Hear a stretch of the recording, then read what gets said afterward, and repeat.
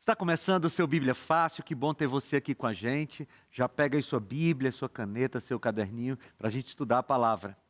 Nós estamos nessa nossa temporada sobre família, né? O tema da temporada é Uma Só Carne, o plano de Deus para a família. E nós estamos estudando vários temas da Bíblia que nos ajudam a termos uma família mais próxima de Deus.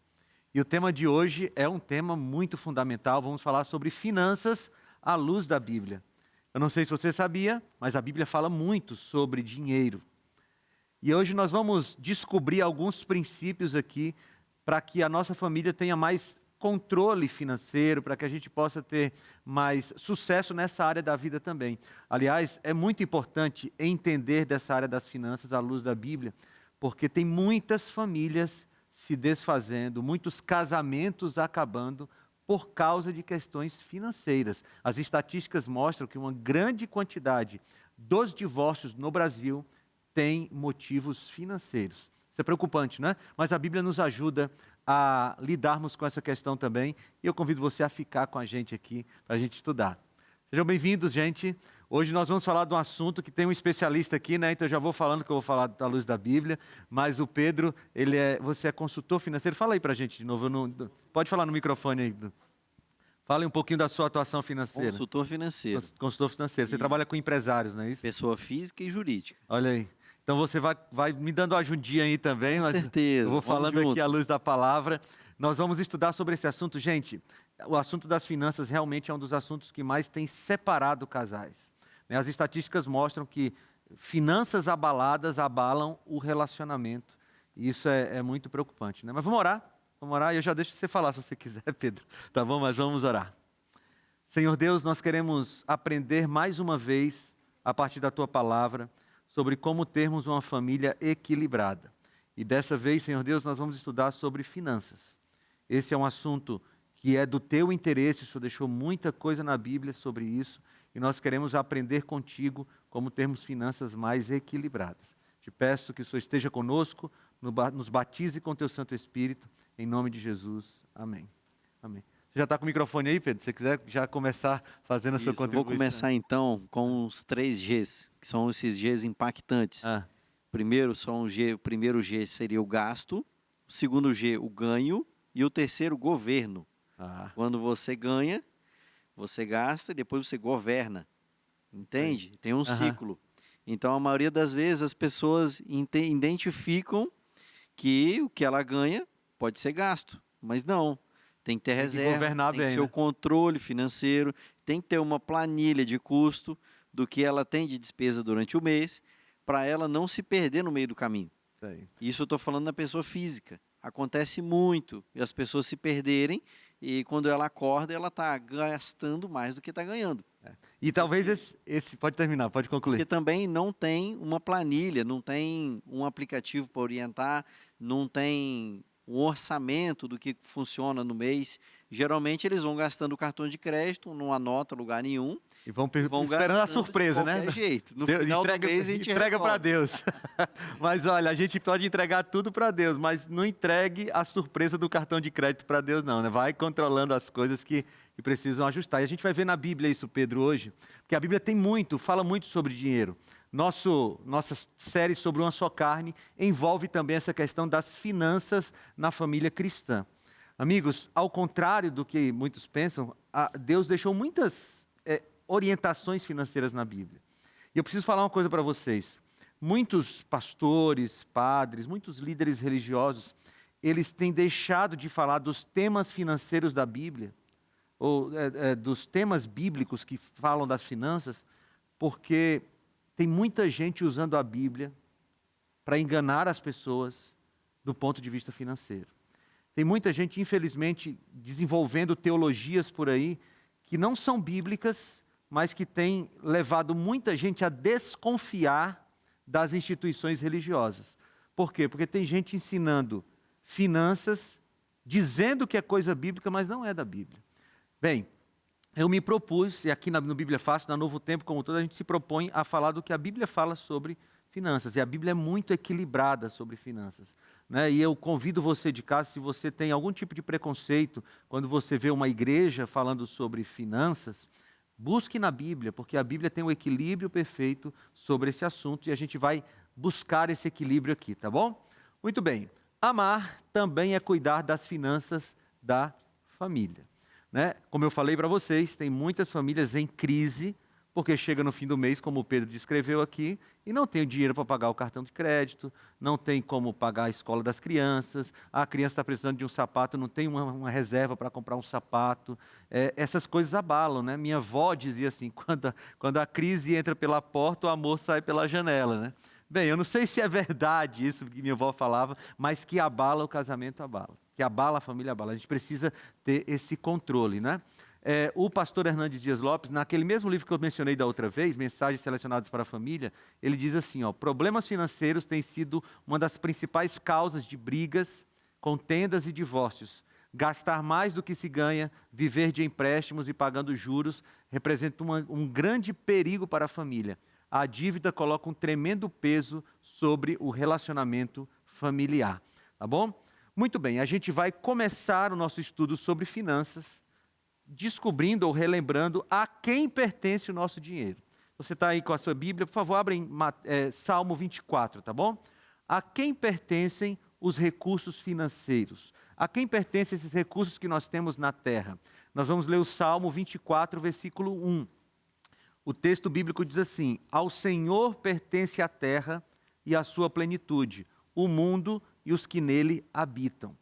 Amigos, esse é o conceito mais básico das finanças cristãs. Vamos chamar de finanças cristãs, ou das finanças de um cristão. Por quê? Porque se eu entendo que as minhas finanças, que os meus bens, que o que eu tenho, me foi dado por Deus, pertence a Ele, eu vou administrar de maneira diferente do que se eu ficar pensando, não, eu ganhei sozinho, é meu, eu faço do jeito que eu quiser. É igual a gente tinha comentado no outro programa, umas semanas atrás, sobre o corpo, né? Se eu acho que o corpo é meu, então as regras são minhas. Mas se eu entendo que o corpo não é meu, o corpo é templo do Espírito, então as regras são do Espírito. Se eu entendo que as minhas finanças são um presente de Deus para mim, então eu vou administrar as minhas finanças de acordo com os princípios que Deus estabelece para elas. Pode falar, Luísa. Não, é interessante falar de finanças justamente porque o dinheiro deve ser uma ferramenta, mas nunca um fundamento, né?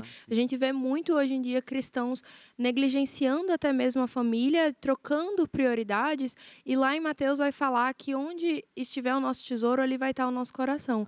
Então, falar de finanças também é um tema delicado, porque por mais que Deus deseja filhos prósperos, mas nós também temos que entender que o nosso coração não deve estar nisso, entender a nossa prioridade. Exatamente. E você falou uma palavra importante que eu tinha programado para falar agora no começo, eu tinha esquecido.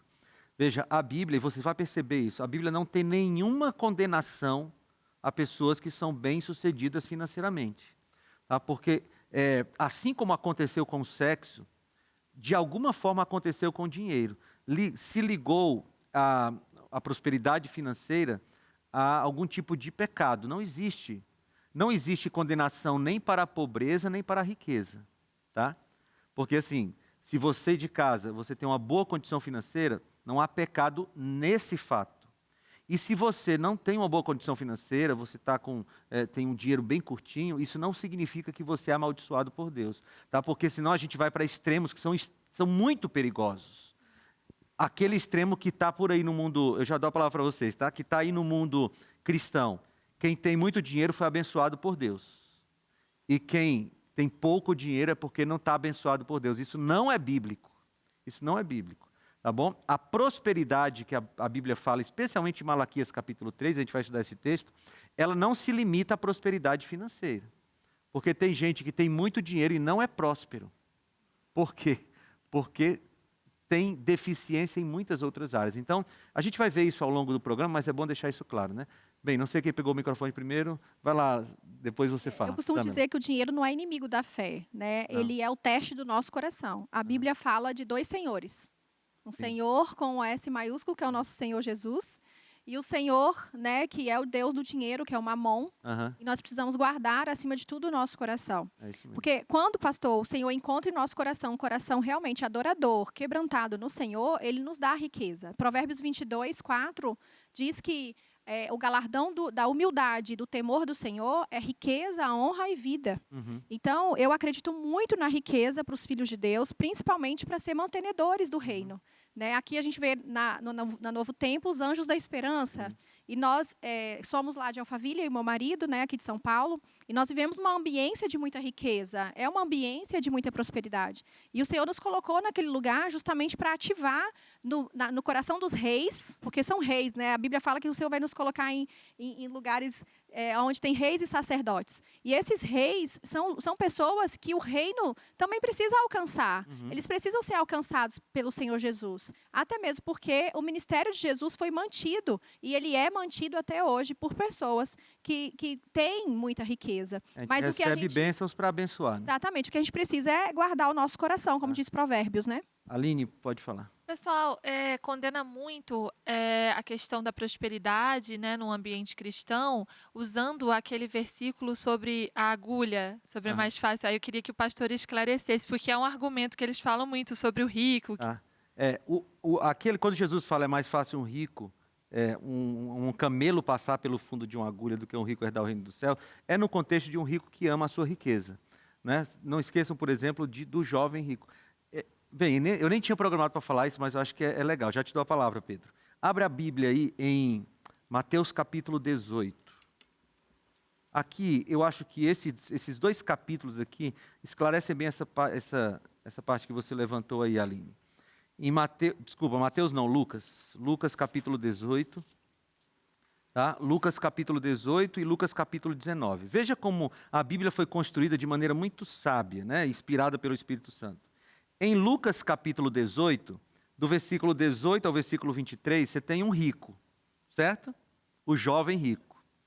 Em Lucas capítulo 19, do versículo 1 ao versículo 10, você tem outro rico, o Zaqueu, certo? No rico do capítulo 18, ele chega para Jesus e diz assim, Senhor, o que é que eu faço para ser salvo? Aí Jesus diz assim, olha, vai, guarda os mandamentos. Ele, não, já faço tudo isso. Aí Jesus diz, falta uma coisa para você, só uma. Vende tudo que você tem, dá aos pobres, vem e me segue.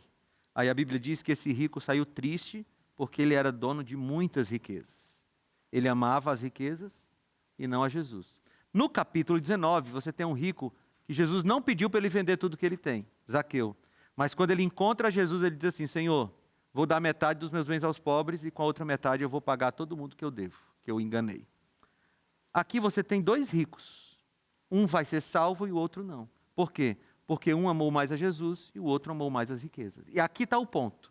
Se a gente pudesse resumir o programa, ou a questão das riquezas aqui, né, que não é o nosso tema principal, mas a questão das riquezas é, a quem você ama mais? E veja, amar o dinheiro não necessariamente tem a ver com quanto dinheiro você tem. Né? Porque você pode ter 10 reais no banco e amar os 10 reais, e você pode ter 10 mil reais no banco e não amar os 10 mil reais.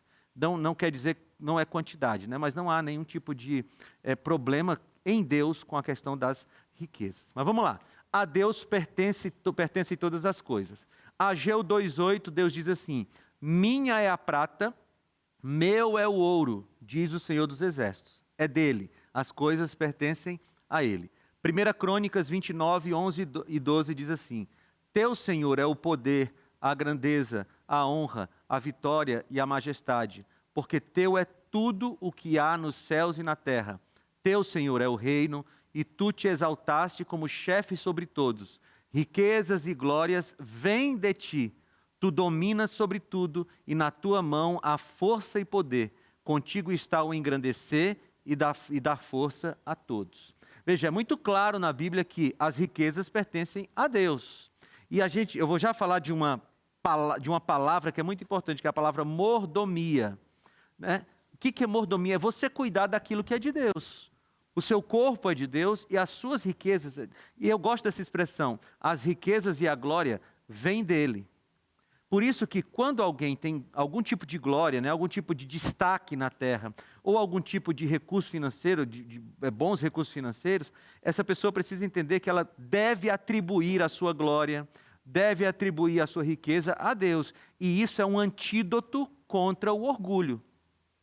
Veja, humildade, esses dias eu estava conversando com o Rodrigo Silva, e ele estava falando isso, né? Humildade não é a menina bonita dizer que é feia, ou o homem, um rapaz inteligente dizer que é burro. Isso não é humildade. Humildade é você reconhecer que as qualidades que você tem foram dadas a você por Deus, né? E aí você tem esse reconhecimento de que tudo vem de Deus. Deuteronômio 8, 18. Pelo contrário, lembrem-se do Senhor, seu Deus, porque é Ele quem lhes dá força para conseguir riquezas, para confirmar a sua aliança, que sob juramento prometeu aos pais de vocês, como hoje se vê. Então, aqui, esse texto é muito importante. Não esqueça que você só tem riqueza, você só tem dinheiro, porque Deus te deu condições de trabalhar. É Deus quem nos acorda todo dia para dar suas palestras, para dar o seu curso, para ajudar o povo lá que atrasou o voo, né? Para montar o seu conteúdo no Instagram, enfim. É Deus quem nos dá essas coisas, a gente não pode esquecer isso, pode ir. Quando o pastor fala que Deus que concede as riquezas, seria diretamente ou indiretamente? Por que a pergunta? A gente tem muitos ateus milionários, que eles não acreditam em Deus. Tá, você foi agora num ponto muito importante. Eu gostaria desse esclarecimento. Ó, a gente vai passar, no segundo bloco eu vou mostrar esses textos. Veja, na Bíblia, Gustavo, você foi de Deus agora. Na Bíblia, agora não, sempre, tá? Você sempre é de Deus, né? Já sempre é de Deus. Na Bíblia, a riqueza está ligada ao trabalho. Eu sempre gosto de dizer o seguinte: um crente preguiçoso vai ter menos dinheiro do que um ateu trabalhador, que administra bem os seus bens e tudo mais. Porque eu vou trazer os textos para vocês no segundo bloco, mas você tem toda a razão. Deus, ele não abençoa a preguiça. E lá em Provérbios capítulo 6, ele diz assim: vai ter com a formiga preguiçoso, porque ela trabalha. E quem tem preguiça vai encontrar a pobreza. Eu vou ler o texto para vocês depois. Então, sim, há uma ligação com o trabalho. Você faz a sua parte, Deus faz a dele, tá bom? Mas, veja, a gente precisa reconhecer que a força que nós temos para trabalhar é dada por Deus. É nesse sentido, tá bom? Muito bem. E aí a gente chega nesse termo de mordomia cristã. O que é mordomia cristã? É você administrar aquilo que não é seu. Né? Quando a gente entende que tudo vem de Deus, a nossa saúde é dada por Deus, nosso dinheiro é dado por Deus, nossa condição de trabalho, o marido que a gente tem, a esposa que a gente tem, os filhos, a gente olha para as coisas que estão ao nosso redor e diz assim: Deus me deu essas coisas, portanto eu vou cuidar dessas coisas. Isso se chama mordomia cristã. A sequência divina de importância para a vida também serve para as finanças da família. Primeiro você cuida das coisas que são de Deus. Depois você cuida das coisas que são da sua família e depois você cuida do resto. Essa é a sequência da vida de um cristão, tá? O que está em primeiro lugar na vida de um cristão? Deus, seu relacionamento com Deus. O que vem em segundo lugar na vida de um cristão? Seu relacionamento com a sua família. E depois o resto. O que você coloca no resto? O resto. Ah, pastor, eu quero ser um atleta, triatleta. É depois de Deus e da família. Eu quero fazer viagens, depois de Deus e da sua família. Eu quero, sei lá o quê, eu quero ser um grande profissional, depois de Deus e da sua família. Essa é a sequência. E quando a gente está falando de finanças, é assim também. Primeiro a gente cuida das finanças no que diz respeito a Deus. Depois a gente cuida das finanças no que diz respeito à nossa família. E depois você compra o tênis que você quiser, faz a viagem que você quiser, mas primeiro Deus e depois a família. Pedro.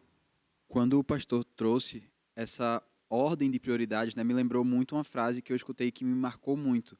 E que eu acho que ela é uma chave para a gente viver a vida de forma correta, que quando a gente inverte a ordem dessas coisas, as coisas tendem a dar errado. Que é a gente deve adorar a Deus, amar as pessoas e usar as coisas. Sim. E quando a gente acaba trocando isso, e coisas lê esse dinheiro, como o tema é finanças. Quando a gente acaba trocando isso, às vezes usando as pessoas, amando o dinheiro, ou enfim, adorando também, tudo começa a dar errado. Verdade. Essa frase é muito boa, hein? Bota no Instagram lá que eu vou curtir. Tá certo? Muito bem. Então, nós temos aqui essa sequência, tá? Esse desdobramento da sequência. Primeiro, fidelidade financeira para com Deus. Depois, fidelidade financeira para com a família. Eu quero falar um pouquinho sobre isso aqui. Depois, fidelidade financeira na administração do que restou. O que eu estou falando? Eu enfatizei aquilo ali. Eu entrei em contato com a história de um um homem, enfim, em algum lugar desse planeta aí, que ele começou a apostar, né? Esse negócio de aposta é um perigo, né? Começou a apostar, e aí ele pegava o que sobrava do salário para apostar, aí depois ele começou a se viciar nesse negócio, pegava parte do salário para apostar, e ele foi se enrolando no negócio de tal forma que quando ele se viu, ele já não tinha mais controle, ele foi demitido do trabalho em consequência disso tudo. E quando ele recebeu a rescisão do trabalho, né, aquele dinheiro que você recebe quando você é demitido, em uma noite ele acabou com o dinheiro todo do que ele tinha recebido do trabalho. Por que eu estou falando isso quando eu falo de fidelidade para com a família? Veja, esse rapaz, esse homem, tinha esposa e filhos. E ele, enfim, não tem nem o que dizer, né? Bem, então a gente precisa saber que há um compromisso nosso, de pais e mães, de marido e esposa, com a família primeiro, antes dos nossos desejos pessoais. E a gente já descobriu aqui no nosso programa que quando a gente casa, já não sou mais eu e ele, ou eu e ela, somos nós, né? Inclusive nas finanças. Muito bem, a quem nós devemos amar? A Bíblia diz, Eclesiastes 5:10 diz assim, quem ama o dinheiro jamais se fartará de dinheiro, e quem ama a abundância nunca ficará satisfeito com o que ganha, também isso é vaidade. Essa palavra vaidade aqui, eu queria trabalhar ela um pouquinho, é a tradução da palavra hebraica rebel. E o que é rebel? Poderia ser traduzido melhor como fumaça. Né? E aí a gente entende melhor o sentido quando Salomão diz tudo é vaidade, tudo é vaidade. Ele está dizendo tudo é fumaça. O que é fumaça? Se você ama o dinheiro, se você ama a abundância, isso é como fumaça, porque hoje você tem dinheiro. Daqui a pouco, como fumaça, isso se dissipou. E você não ficou com aquilo que era essencial. Agora veja o que a sabedoria está dizendo. Quem ama o dinheiro nunca se farta dele. Então não importa se a pessoa tem R$1 milhão no banco, 3 milhões, 10 milhões de reais no banco. Se ela ama o dinheiro, 10 milhões de reais no banco vai ser pouco para ela. E ela vai continuar sacrificando a família, sacrificando a saúde para ganhar mais dinheiro, porque ela ama o dinheiro. É o que o texto bíblico está nos dizendo. 1 Timóteo 6,10. Porque o amor ao dinheiro é a raiz de todos os males. E eu já vi muita gente tirando esta palavra aqui, ó, dizendo assim, porque o dinheiro é a raiz de todos os males. Não é isso que o texto bíblico está dizendo. O texto bíblico está dizendo que o amor ao dinheiro é a raiz de todos os males. E eu já falei, a gente pode amar R$1 e pode amar R$1 milhão.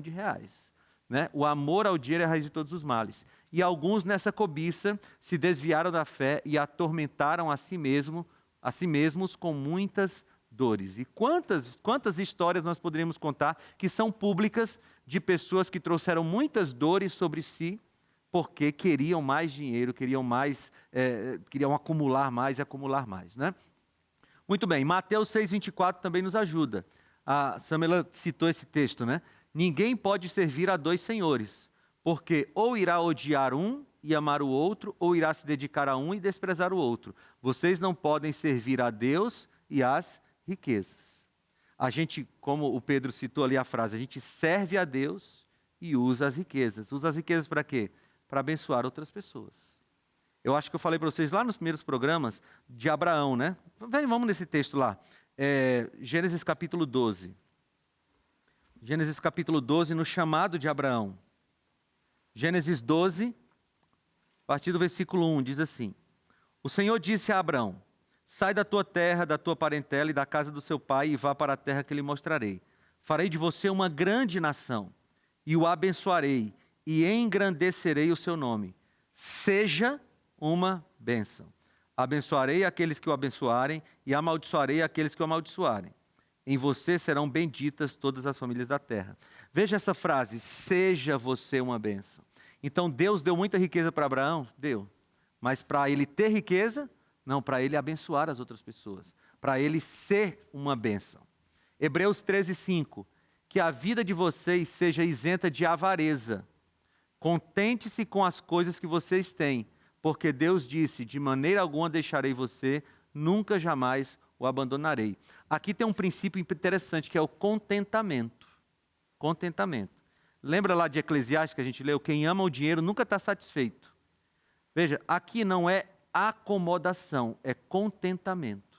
Eu estou contente com o que eu tenho. Se eu tiver possibilidade de ter mais, muito bom, mas eu estou contente com o que eu tenho. Eu não estou triste porque eu não tenho mais, né? Pode falar, Aline.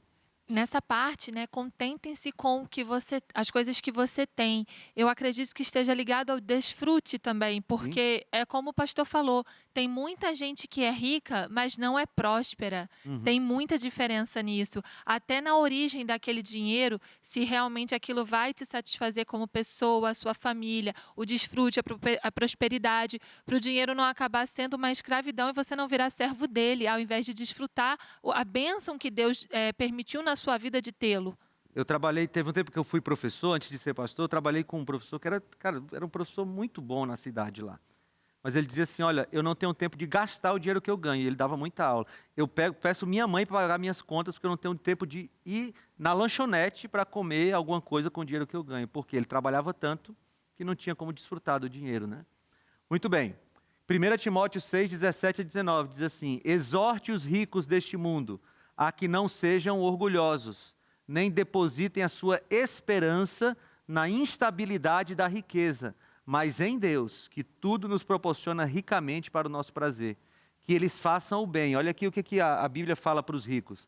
Que eles façam o bem, sejam ricos em boas obras, generosos em dar e prontos a repartir, ajuntando para si mesmos um tesouro que é sólido fundamento para o futuro, a fim de tomarem posse da verdadeira vida. Olha que contraste bonito. Ó.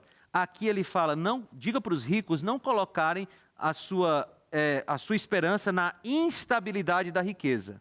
Aí aqui ele diz assim, se esses ricos forem generosos, forem bondosos, se eles ajudarem as outras pessoas, eles estarão construindo um fundamento sólido para o futuro. Então veja, não confiar na instabilidade das riquezas é construir um fundamento sólido que está na vida eterna. Não, de novo aqui, não há uma condenação à riqueza. Há um conselho para que os ricos sejam generosos, prósperos e coloquem a sua esperança em Deus. Nós vimos só um pouquinho do que a Bíblia fala sobre finanças, mas no próximo bloco tem mais, então não sai daí que a gente volta já já. Eu tenho até um testemunho, porque eu venho de uma família que, eu não vou falar que era pobre, mas que a gente não tinha, né, assim, grandes riquezas. Uma família básica. E quando eu comecei a ter prosperidade na vida, eu me sentia até culpada de ter dinheiro. E aí eu conversei com algumas pessoas, conversei com cristãos que disseram, se você tem dinheiro e com isso você consegue gerar mais empregos, você consegue ajudar pessoas, você consegue auxiliar mais projetos, aí Deus está permitindo que a riqueza entre na sua vida, não para comprar bolsa, né, igual a gente brinca, mas para você abençoar a vida de outras pessoas. Então eu ressignifiquei que foi um cuidado que eu tive, assim, falei, nossa, será que isso vai me afastar? Mas o meu coração, ele não pode estar na riqueza. O problema não é o dinheiro, é você colocar o coração nele. Eu falo que o dinheiro é um recurso, é um servo. Ele vem para nos servir e não para ser senhor das nossas vidas. Eu falo que o dinheiro, ele não pode, ele entra no nosso bolso e sai do nosso bolso, ele não pode entrar no nosso coração. A gente até ora hoje, né, que a gente tem uma empresa, graças a Deus está tudo bem, mas a gente sempre ora e fala, Senhor, também, se isso daqui tudo passar, se tudo isso acabar, tá tudo bem. O principal é a nossa salvação, a nossa família. Então, se o Senhor quiser tirar isso tudo, que nada muda, né, amor? A gente está aqui pensando sempre na vida eterna.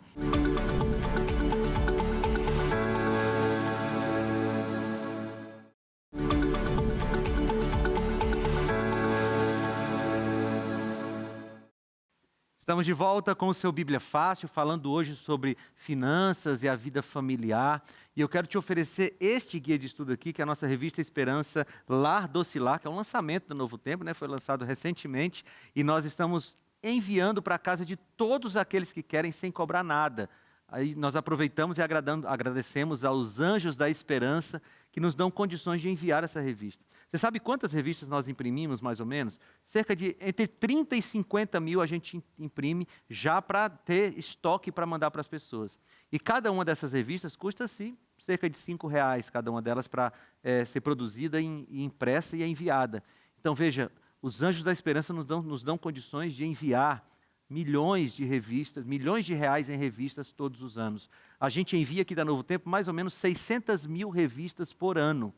E tudo isso graças aos Anjos da Esperança, muito obrigado. E esta aqui pode ir para a sua casa sem custo algum, é só você pedir. Você manda um WhatsApp para 129-8244-4449. Diz assim, quero a revista Lar Docilar, e a gente vai mandar para a sua casa, vai pegar ali o endereço, vamos mandar para a sua casa. Ou liga para a gente, para o 0 Operadora 12 2127 3121. Vamos continuar aqui falando sobre finanças. Já vimos aqui que tem conselhos para os ricos. E agora, ó, Deus espera que as famílias tenham finanças equilibradas, né? As finanças equilibradas, elas pregam de maneira positiva sobre o cristianismo daquela família, porque mostra que a família tem uma boa mordomia cristã. Também é um bom testemunho uma família bem equilibrada financeiramente, né? Pode falar, depois você fala, Gustavo. Eu gostaria de fazer uma pergunta, assim, porque eu acredito que tem muitas pessoas que estão assistindo, têm o entendimento que Deus quer que seus filhos prosperem, e isso é bom, e existem pessoas que são prósperas, glória a Deus, mas o que a Bíblia fala sobre, por exemplo, nós vemos muitos crentes que são cristãos rigorosos, mas que não têm uma prosperidade financeira. O que a Bíblia vai falar sobre isso? Veja, eu vou te pedir um pouquinho de paciência, que eu vou te mostrar alguns textos bíblicos depois. Bem, eu não consigo julgar a vida de uma pessoa especificamente. Por que o seu José não prosperou? Mas a Bíblia ela tem duas coisas quando ela fala de prosperidade financeira. Ela fala da bênção de Deus unida ao trabalho. Ao trabalho. Então, eu vou jogar aqui algumas coisas que são possibilidades, né? Existia uma preparação profissional deste crente que ora muito, que lê muito a Bíblia, mas ele estudou, ele se preparou, ele se capacitou profissionalmente, entende? Porque nós vamos ler os textos bíblicos. A Bíblia diz assim, que o preguiçoso ele vai encontrar a pobreza.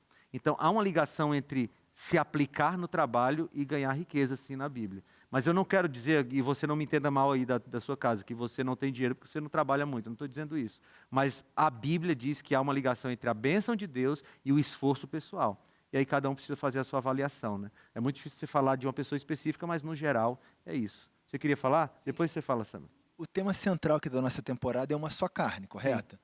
O pastor entende que os casais devam ter vidas financeiras conjuntas? Ou seja, se os dois trabalham, eles têm que unir o que recebem, qual é o seu...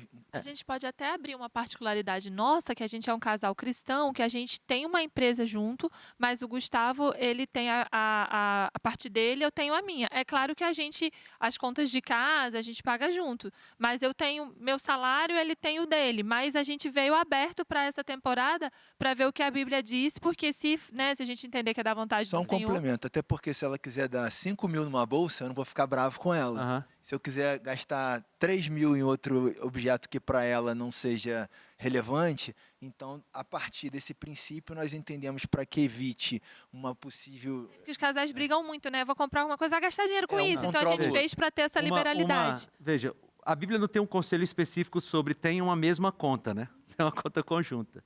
Mas o princípio de uma só carne é o seguinte, e aí não precisam me responder, não me respondam, eu vou só perguntar aqui para a gente. Você esconde coisas financeiras dele? Não me responda só. Você esconde coisas financeiras dela? Veja, esse é o princípio, uma só carne, entendeu? Porque é bom que lá em casa, cada um tem um dinheiro que você pode gastar sem ficar pedindo para o outro, né? Mas a questão é o seguinte, eu tenho coisas que ele não sabe, ela tem coisas que eu não sei, isso seria um problema. Esse é o princípio quebrado de não ser uma só carne. Agora, se vocês têm condições de cada um ter o seu dinheiro, amém, que Deus seja louvado, né? E a gente sempre ora a Deus para que a gente prospere, se isso não for nos afastar do Senhor, não for nos afastar como casal, que às vezes acontece, o casal está junto ali numa fase difícil, unido, mas aí depois que começam a prosperar, vai meio que cada um para o seu lado, ou mudam-se as rodas, as mesas, e isso cria um afastamento. Então, é o que foi falado, né? Não colocar o coração no dinheiro. 1 Timóteo 5,8. Se alguém não tem cuidado dos seus, e especialmente da sua própria casa, esse negou a fé e é pior que o descrente. Por que eu trouxe esse texto no contexto das finanças da família? Porque, veja, não existe prosperidade para uma pessoa, um homem ou uma mulher, que tem muito dinheiro e não cuida da sua família. Porque prosperidade na Bíblia é o que a gente poderia chamar de shalom. Já ouviu essa palavra, shalom? Shalom é a prosperidade completa. Não só financeira, mas a paz, a família. Então, se você tem dinheiro e não cuida da família, você é pior que o descrente, Paulo está dizendo aqui. Né? Pedro, pode falar. Eu só gostaria de trazer um adendo ao que a Aline e Gustavo trouxeram, que é com relação a um texto que a gente viu até em alguns episódios anteriores, sobre que é melhor serem 2 do que 1, porque a soma do trabalho deles vai ser maior, né? Então, quando a gente casa e se torna uma só carne, a gente pode, muitas vezes, juntar aquilo que os 2 ganham em um pote, no sentido de, assim, se eu tenho 10, Luísa tem 7, e ela investiu os 7 dela em um lugar e eu meus 10 em um lugar, vai render tanto. Mas se a gente junta 17 e coloca para render junto, vai render muito mais do que seria de forma separada, sabe? Legal. Obrigado, Pedro. Muito bem. Provérbios 21:20. Na casa do sábio há tesouros preciosos e o suficiente para viver, mas o tolo desperdiça tudo o que tem. Tá? Então, aqui um princípio de economia para os crentes. Agora sim, vamos para princípios bíblicos para as finanças familiares. Aqui eu fiz uma seleção, porque tem muitos outros textos na Bíblia, mas uma seleção de alguns textos que são interessantes. Vamos lá. Primeiro, lembra da nossa sequência? Fidelidade a Deus, fidelidade à família e depois fidelidade na administração do restante. O que a Bíblia fala sobre fidelidade a Deus no que diz respeito às nossas finanças? Tem muita coisa, eu selecionei aqui algumas, tá? Malaquias 3:10. Tragam todos os dízimos à casa do tesouro, para que haja mantimento na minha casa. Ponham-me à prova nisto, diz o Senhor dos Exércitos, se eu não lhes abrir as janelas dos céus e derramar sobre vocês. A palavra é bênção, tá? A palavra não é riqueza, a palavra é bênção. Bênção aqui é uma palavra que abrange muito mais do que dinheiro. Não estou dizendo que o dinheiro está fora disso aqui, mas é muito mais do que dinheiro, tá bom? Bênçãos sem medidas. Então, veja, a Bíblia diz que de tudo que nós ganhamos, e eu vou trazer outros exemplos aqui, de tudo que nós ganhamos, 10% pertence a Deus. E esses 10% deve ser levado para o que a Bíblia chama de casa do tesouro, o lugar onde se administram as coisas espirituais, para manter as coisas da igreja, né? O salário dos obreiros, dos pastores, porque todo mundo gosta de sentar na igreja e ter um bom ar-condicionado, né? Mas alguém tem que pagar essa conta. E essa conta vem daquilo que a gente traz para a igreja. Também tem as ofertas. Eu vou até dar uma dica para vocês. Eu gravei um programa no Bíblia Fácil aí algum tempo atrás, acho que na temporada Crenças Populares, alguma coisa assim, só sobre finanças. Né? E aí eu falo sobre dízimo, oferta, está lá no YouTube, depois você pode procurar. Mas enfim, a primeira coisa é fidelidade a Deus. O dízimo, ele é uma realidade e um antídoto contra a nossa avareza. Porque a primeira coisa que Deus faz é o seguinte: você ganhou o dinheirinho que eu te dei, pega aí 10% e traz para a obra de Deus. Você já vai dizer assim, puxa, 10% é. E aí você já começa a quebrar aquela avareza que tem no coração de todos nós. E os 90% que ficam pertencem a quem? A mim? Não, continua pertencendo a ele. Os 90% que ficam, continua administrando para a glória dele, né? Pode falar, Gustavo. Também que é importante ressaltar é que Deus pede que seja a primícia, né? Assim Primícia. que eu recebo aquele valor, é uma forma de reconhecimento, então eu vou e devolvo o dízimo. Até porque se você deixar para ser o último, às vezes nem sobra, né? Eu me lembro que eu cresci no lar adventista, a minha mãe, ela separava as notas mais bonitas. As melhores notas. As melhores notas para entregar para o Senhor. E o Gustavo, ele perfumava, agora a gente faz o Pix, né? Mas você perfumava o dízimo, lembra? Cara, isso é você reconhecer que vem de Deus, né? É aquilo que a gente começou falando. Tudo vem de Deus, pertence a Ele, a gente precisa reconhecer. Provérbios 3, 9 a 10, o que o Gustavo acabou de falar: honre o Senhor com os seus bens e com as primícias de toda a sua renda, e os seus celeiros ficarão completamente cheios, e os seus lagares transbordarão de vinho. Mateus 23, 23. Ai de vocês, escribas e fariseus hipócritas, porque vocês dão o dízimo da hortelã e do endro e do cominho e desprezam os preceitos mais importantes da lei, a justiça, a misericórdia e a fé. Mas vocês deviam fazer estas coisas sem omitir aquelas. Ou fazer estas coisas sem omitir aquelas. Então Jesus não está anulando o dízimo, ele está dizendo assim, continue dando dízimo, mas seja misericordioso, seja justo e tudo mais. Vamos lá. Hebreus 7, 1 a 3, falando de Abraão e Melquisedeque. Porque este Melquisedeque, rei de Salém, sacerdote de Deus, do Deus Altíssimo, que saiu ao encontro de Abraão quando voltava da matança dos reis e o abençoou para o qual também Abraão separou o dízimo de tudo. Primeiramente se interpreta rei da justiça, depois também rei de Salém, ou seja, rei da paz, sem pai, sem mãe, sem genealogia, que não teve princípio de dias nem fim de existência, entretanto foi feito semelhante ao Filho de Deus. Essa é uma explicação sobre quem é Melquisedeque. Permanece sacerdote perpetuamente. Então, no Novo Testamento, você tem a confirmação de que o dízimo é uma instituição válida ainda, tá bom? Bem, eu vou pular essa questão do dízimo, acho que já ficou claro, fidelidade a Deus em primeiro lugar. Agora, o trabalho é importante. Você quer perguntar, Aline? Pode perguntar. Uma pergunta que as pessoas fazem muito no mundo é: por que você tem que dar o dízimo para a igreja? Por que você não pode pegar esse dinheiro e dar para um orfanato, e dar para um asilo? Qual a resposta bíblica para esse questionamento? Por que eu não posso fazer uma doação ao meu bel prazer? Eu escolho para onde que vai esse dízimo. A melhor resposta bíblica é assim, porque Deus mandou, né? Essa é a melhor resposta bíblica. Mas a Bíblia, ela tem essa...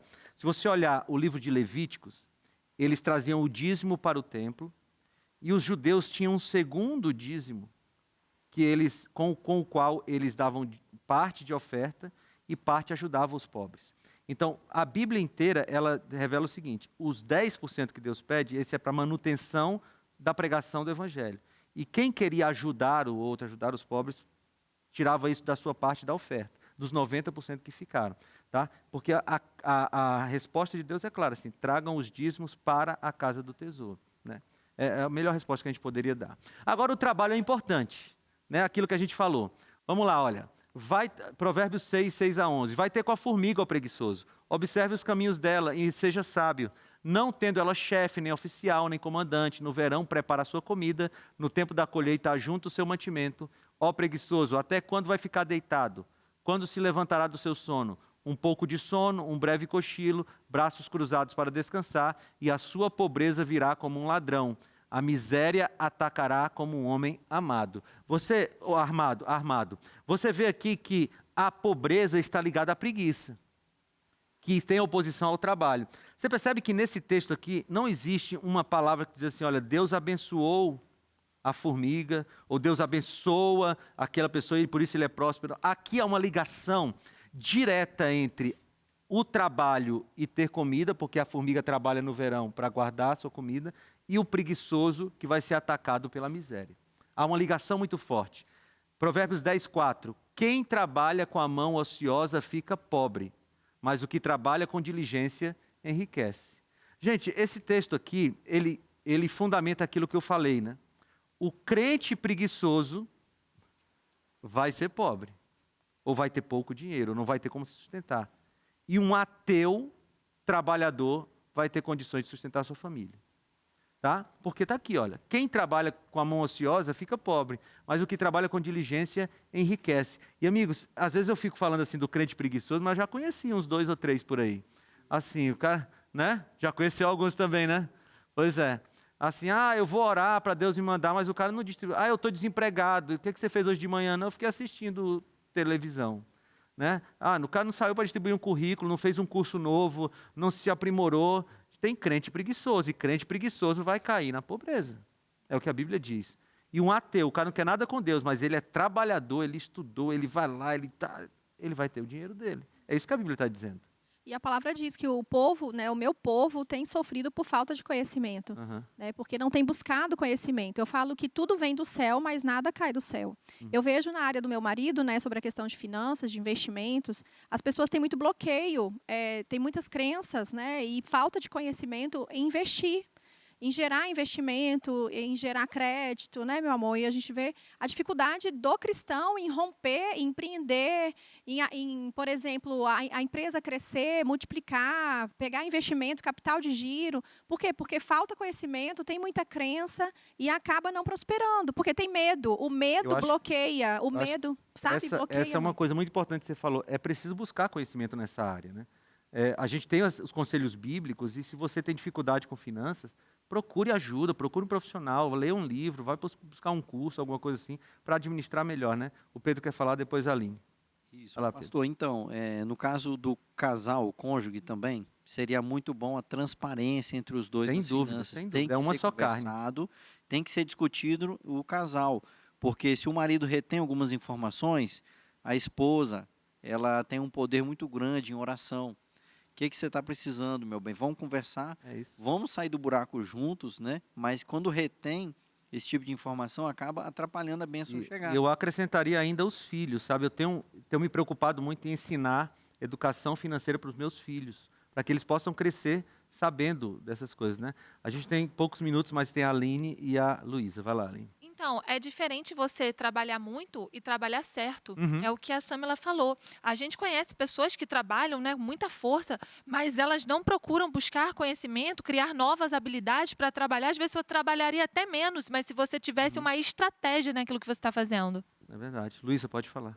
Eu acho importante a gente estar falando sobre finanças e finanças do casal também, né? A gente está aqui nessa temporada falando sobre casais e que as finanças elas não devem deixar para ser discutidas só no casamento. Uhum. Como nós temos um perfil e falamos bastante com o público jovem, a gente fala que o quão antes você começar a conversar sobre finanças, claro, no seu devido lugar, né?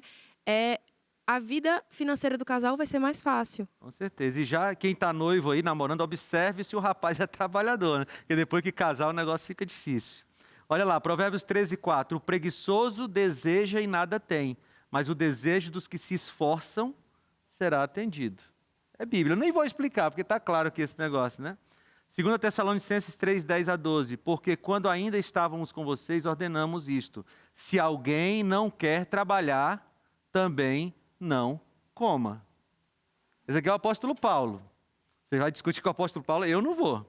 Ele está dizendo assim, não quer trabalhar, não come, irmão. Você quer comer, trabalhe. Esse é um princípio da Bíblia, né?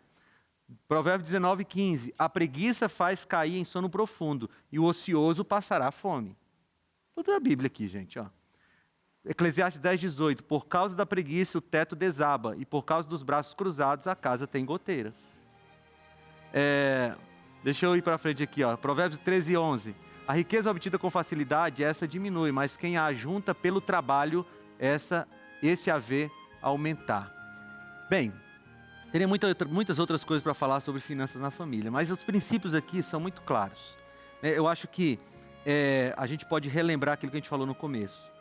Primeiro ponto das finanças de uma família é fidelidade a Deus.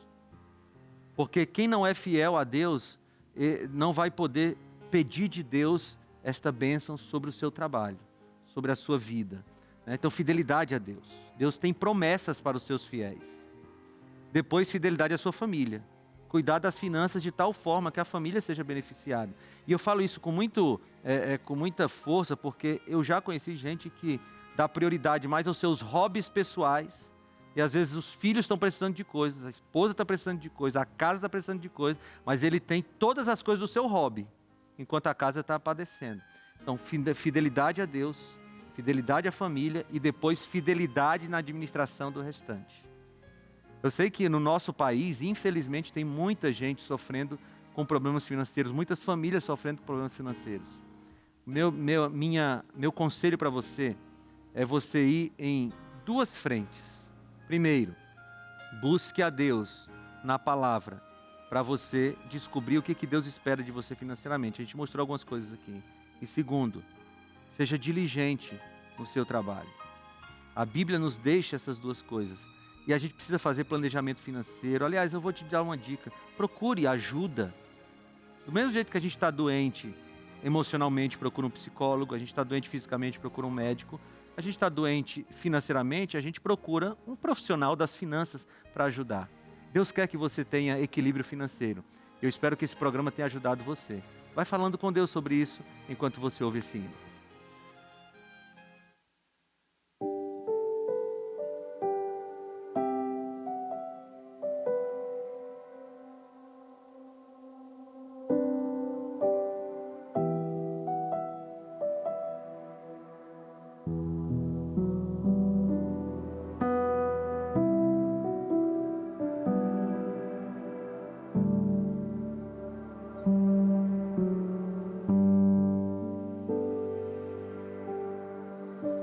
Estava aqui admirando o céu,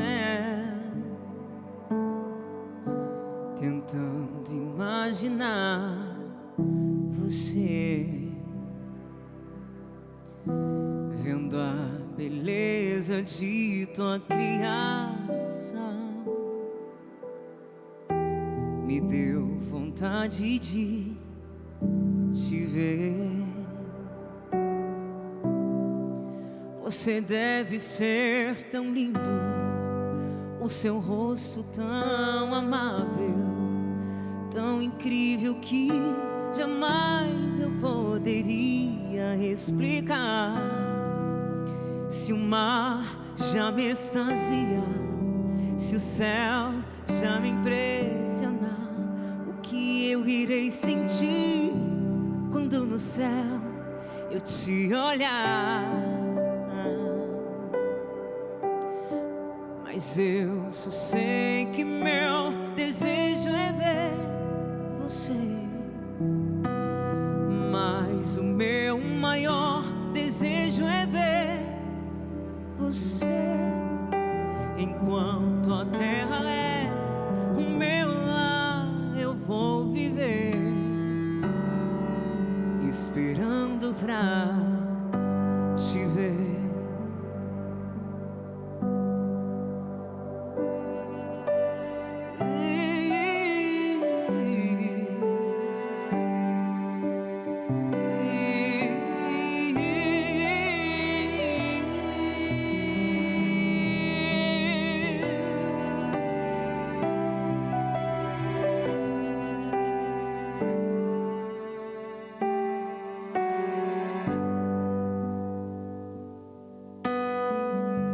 Estava aqui admirando o céu,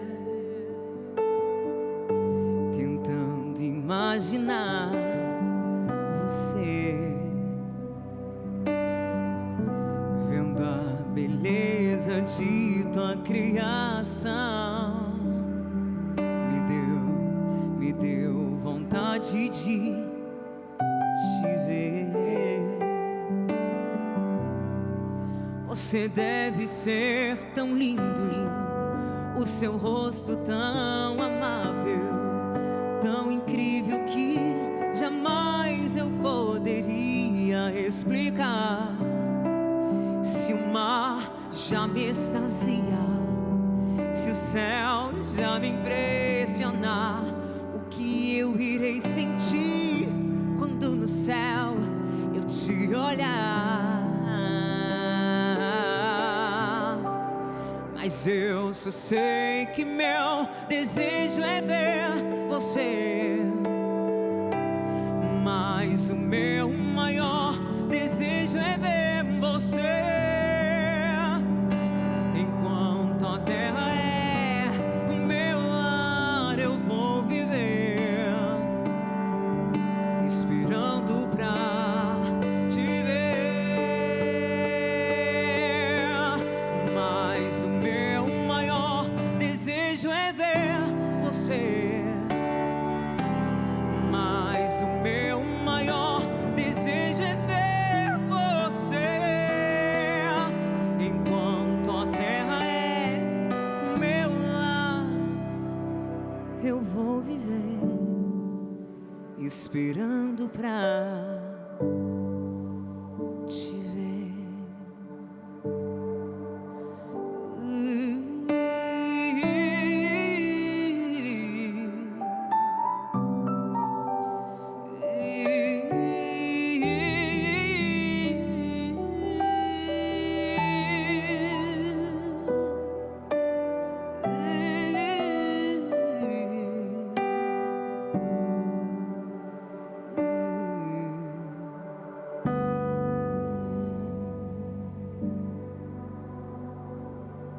Jesus, no Sermão da Montanha, em Mateus capítulo 6, 19 em diante, ele diz assim: não acumulem tesouros sobre a terra, onde as traças e a ferrugem corroem e ladrões escavam e roubam, mas ajuntem tesouros no céu, onde as traças e a ferrugem não corroem, e onde os ladrões não escavam nem roubam, porque onde estiver o seu tesouro, aí estará o seu coração. A ideia, amigos, é que não tem nenhum problema em acumular tesouros na terra, contanto que o nosso coração não esteja nestes tesouros. Que o nosso coração esteja assim, no céu, esperando a volta de Jesus. Eu tenho um bom carro, maravilha, mas eu quero é o céu. Eu tenho uma boa casa, maravilha, mas eu quero é o céu. Eu tenho dinheiro no banco, maravilha, mas eu quero é o céu. Porque vivendo desse jeito, a gente consegue viver do jeito que Deus espera. Eu espero que você tenha entendido a mensagem bíblica. A gente vai orar agora para Deus nos ajudar a assentar tudo isso na nossa mente. Senhor, nós estudamos algumas coisas a respeito do que a Bíblia fala sobre finanças. E nós queremos pedir que o Senhor nos ajude a termos finanças equilibradas, Pai.